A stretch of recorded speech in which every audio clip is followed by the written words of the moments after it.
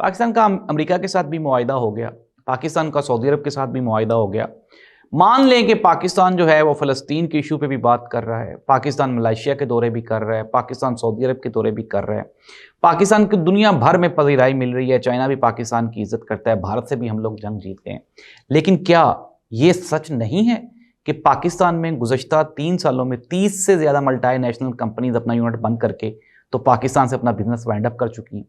پاکستان نے تاریخ کا سب سے زیادہ قرضہ ان 3 سالوں میں لیا ہے۔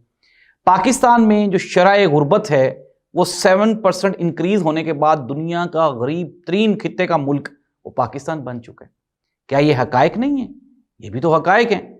ناظرین، عوام کو فائدہ تب ہوگا، ان تمام جو فورن پالیسیز ہیں ان کا فائدہ تبھی عوام تک پہنچے گا جب عوام کو سستی روٹی ملے گی، جب عوام کو سستا مکان ملے گا، جب عوام کو سستی رہائش ملے گی، عوام کو سستا کپڑا ملے گا، جب عوام کی زندگیاں آسان ہوں گی۔ ادروائز تو آپ جتنے مرضی ایگریمنٹس کرتے رہیں، جتنے مرضی ایم او یوز کرتے رہیں، جتنے مرضی آپ اپنے ایک دوسرے کے ساتھ دورے کرتے رہیں، اس کا تو پاکستان کو کوئی فائدہ نہیں نا ہوا۔ عوام کو جب ڈلیور ہوں گی چیزیں تو پھر یہ عوام مانے گی کہ جی واقعی حکومت کام کر رہی ہے اور حکومت نے کچھ نہ کچھ پرفارم کی ہے۔